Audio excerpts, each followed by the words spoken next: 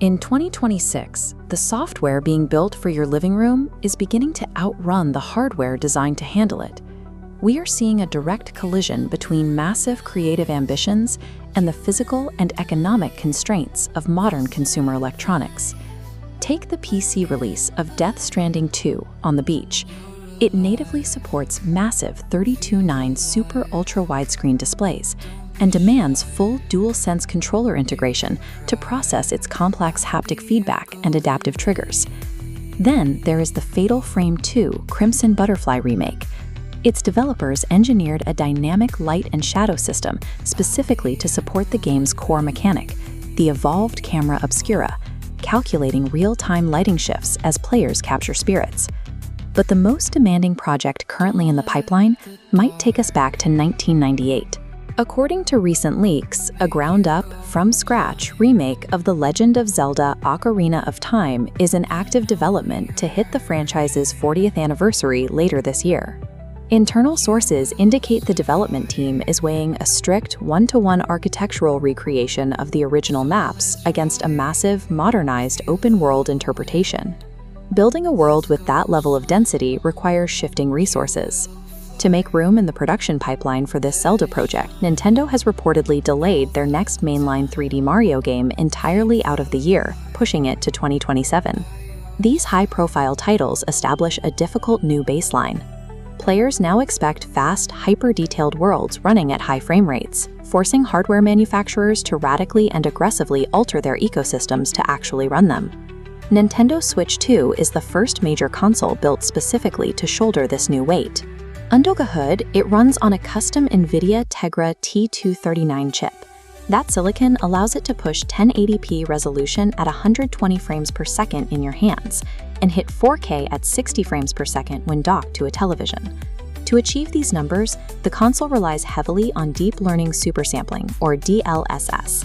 Instead of rendering every pixel natively, the AI algorithmically guesses the missing visual data, turning a lower resolution image into a sharp 4K output, while supporting hardware-level ray tracing.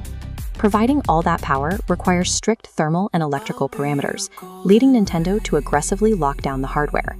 Recent firmware updates have actively bricked unauthorized third-party TV docks that fail to meet their precise 20-volt input requirements. They are also enforcing a zero-tolerance policy against hardware modification. Players caught using MIG flash cards, devices that allow custom or copied game files to run on the system, are receiving permanent account bans that even Nintendo support staff cannot overturn. Nintendo is offering a generational leap in portable power, but it is delivered within a strictly controlled environment. Between firmware locks and permabans, the company has effectively removed the user's ability to modify or repair their own hardware with third-party parts. That strict hardware control is a symptom of a much larger economic strain. Last week, Sony announced global price hikes across their entire hardware lineup, including the PlayStation Portal, the PS5, and the PS5 Pro. In the United States, the standard disc model jumped a full $100 to $650.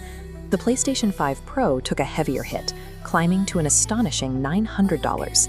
The direct cause of this surge is sitting on this silicon wafer. The global tech industry has exploded with demand for AI-fueled memory chips. Console manufacturers are now competing against massive server farms for the exact same physical components, choking the supply chain.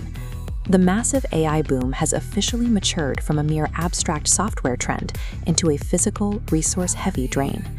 It is actively making the basic tools of traditional gaming too expensive for the average consumer. If you want to know what all this expensive, highly contested hardware is actually being engineered to run, you have to look at the recent leaks surrounding Grand Theft Auto 6's non-player character dialogue system.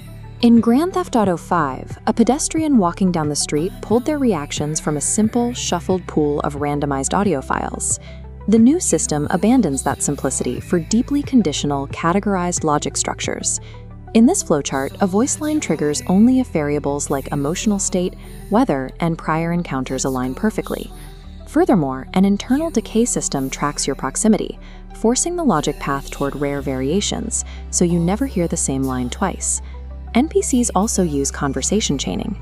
Two characters can engage in multi-step linked arguments that dynamically escalate into physical fights. factoring in real-time procedural physics, like unique glass-shattering calculations based on exactly how they hit a storefront window. Even the scripted missions adapt to your behavior. If you are driving fast toward an objective, the game calculates your arrival time and dynamically compresses the delivery speed of the dialogue, ensuring crucial information is finished before you park the car. These systems represent a shift away from simple audio pools and toward a reactive, behavioral simulation. Rockstar is engineering a database that must process thousands of variables in real time just to generate a single conversation. Populating a database of that size requires an immense amount of human effort. The sheer scale of this leaked system directly contextualizes the recent SAG-AFTRA labor dispute within the video game industry. To make that conditional logic tree function, voice actors are now being asked to step into the booth and record thousands of micro-variations of a single sentence, repeating the exact same words across dozens of different emotional intensities. This creates a deep friction. Actors argue their role has shifted away from traditional artistic performance. They are now being paid a standard rate to manually build out foundational datasets for intelligent systems that could ultimately be used to automate their own jobs. We've reached a critical bottleneck. Massive leaps in conditional AI, procedural physics, and upscaling technology are colliding with traditional human labor and strict consumer budgets. The next generation of gaming is finally here, offering worlds with more depth and reactivity than ever before. But the true cost of that immersion is being paid upfront through exclusionary hardware pricing, rigid corporate lockdown, and grueling human labor.